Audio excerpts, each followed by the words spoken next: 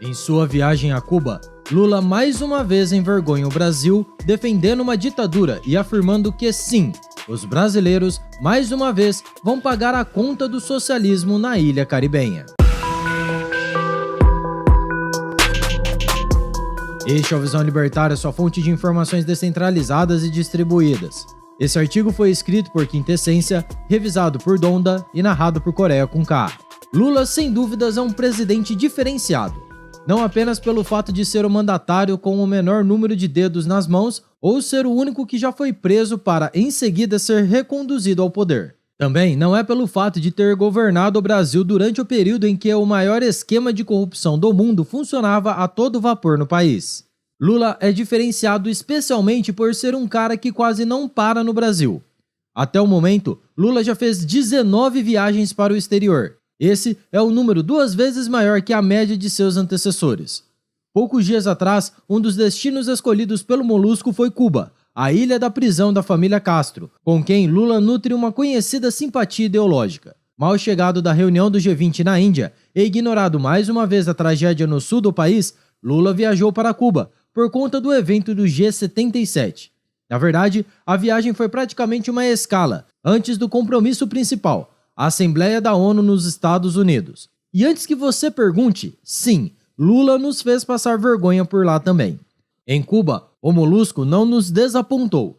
Ele fez exatamente todas as besteiras que nós já esperávamos. Fazendo vista grossa para a terrível crise que se abate sobre o país, Lula tratou logo de prometer mundos e fundos, ainda que de forma velada para a ilha caribenha. Exatamente. Não bastasse os empréstimos feitos no passado, especialmente para a construção do Porto de Mariel e o programa Mais Escravos, agora o governo petista quer repetir a dose. Certamente você se lembra que Cuba não foi capaz de honrar seus compromissos assumidos junto ao BNDES na época da gestão petista.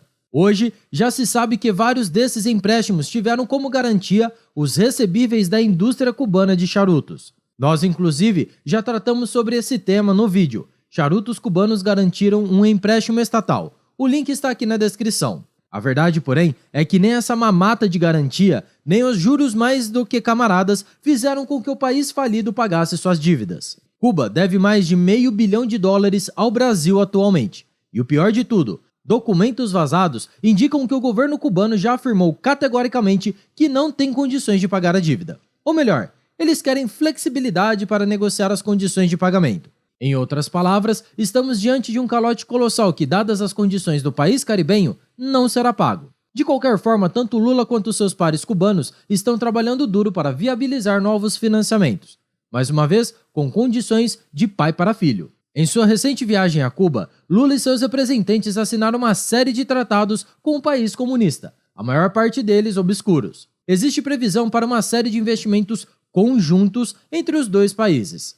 Isso, obviamente, é uma grande piada de mau gosto. Cuba é um país falido que nada pode fazer para investir em conjunto com o Brasil. Esses acordos não são nada além de uma desculpa esfarrapada para que o governo brasileiro volte a abrir as torneiras para irrigar os cofres da ditadura cubana. E isso sem falar da possível volta do Mais Médicos. A verdade é que Cuba vive atualmente sua pior crise desde 1959. O ano da Revolução Comunista que levou Fidel Castro e seus aliados ao poder, de onde nunca mais saíram. A coisa vem se tornando cada vez pior nos últimos meses. Por lá, faltam até mesmo medicamentos básicos. Nós tratamos desse tema recentemente no vídeo. Brasil doa remédios para Cuba que enfrenta a escassez de medicamentos. O link está na descrição. Até mesmo pessoas ligadas às estruturas governamentais cubanas já aceitam essa realidade, que é mesmo inegável. Pense, por exemplo, na afirmação de um economista da Universidade de Havana, e sim, isso existe, que não quis se identificar por motivos óbvios.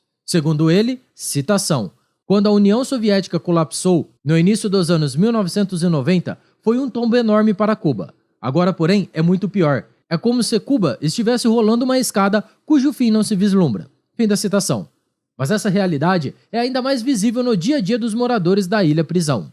Alguns relatos fornecidos por cidadãos cubanos são chocantes e revoltantes. Antes, era difícil fazer o salário chegar ao final do mês, mas isso era quando estávamos bem. Agora o salário acaba na primeira semana, afirmou um deles. Outro ainda disse, a população agora precisa escolher, ou vai comer, ou vai colocar gasolina, ou vai pagar o SIM card com 4G. Percebe-se, portanto, que em Cuba falta o básico do básico e já há algum tempo. É claro que a esquerda, de forma geral, e o próprio Lula vão afirmar que a culpa da crise em Cuba é do embargo americano. É óbvio que isso é uma grande falácia, que já foi muito bem desmentida em nosso vídeo. As verdades não contadas sobre o embargo cubano. O link está aqui na descrição também. Contudo, essa é uma desculpa esfarrapada que, embora mais do que esfarrapada, sempre é evocada diante de fracassos comunistas. Afinal de contas, embargos do tipo supostamente explicam a crise em Cuba, na Venezuela, na Coreia do Norte e em outras nações socialistas. Uma baita coincidência, você não acha? A verdade, contudo, nós conhecemos muito bem. A culpa da crise cubana e em qualquer outro país governado por uma ditadura comunista é do próprio comunismo. Essa nefasta ideologia nada mais é do que uma máquina de destruir riqueza, gerar pobreza, filas, escassez e, principalmente, de arruinar o potencial dos países envolvidos nesse regime. Onde quer que o comunismo seja implementado, ele vai resultar em uma grave tragédia humanitária. Assim, a única forma de manter a viabilidade desses países é com o apoio externo, seja da União Soviética, da China ou até mesmo do Brasil. E foi justamente por esse motivo que os líderes de países como Cuba, Venezuela, Argentina e Angola, todos destruídos por políticas de esquerda e quase todas verdadeiras ditaduras, comemoram a eleição do Lula. Para eles, o retorno do Molusco ao poder é a promessa de que uma nova rodada de financiamento será feita para seus fracassados regimes. Lula, de fato, fez questão de prometer financiamento brasileiro para todos esses países.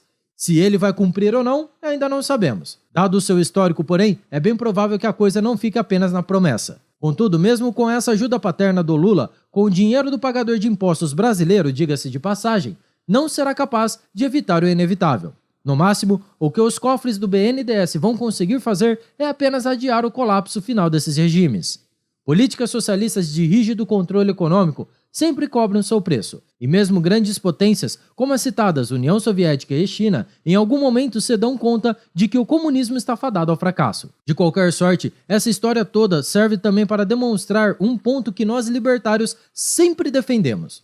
Independente do espectro ideológico, todos os estados possuem uma única função: tirar o dinheiro da sociedade produtiva para entregá-lo aos que estão no poder. É para isso que o Estado serve, em qualquer lugar e em qualquer período da história. Porém, é evidente que em alguns casos isso se torna mais óbvio. A promíscua relação entre Lula e seus amigos ditadores deixa isso muito claro. Neste quinto governo do PT, veremos mais uma vez o brasileiro ser assaltado para que ditadores latino-americanos e africanos possam se manter no poder. Por isso, vale fazer uma última menção neste vídeo: a brutal hipocrisia da esquerda brasileira. Esse pessoal que fez o L com gosto, afirmando que seu interesse era defesa da democracia. Pois é, tá aí o resultado. Os primeiros atos do governo do Molusco se resumiram a sentar no colo de ditadorecos. Enquanto a esquerda passa pano para as atitudes antidemocráticas do Lula, o ladrão de 9 dedos continua se ajoelhando para praticar a felação com os ditadores socialistas. Mas afinal de contas, senhores defensores da democracia, foi por esse motivo que vocês votaram mais uma vez no Lula? Obrigado por sua audiência. Se você gostou desse vídeo, clique no ícone de curtir abaixo e compartilhe em sua rede social. Caso deseje ser notificado de outros vídeos, inscreva-se no canal e depois clique no ícone da campainha. Até a próxima, tchau, obrigado.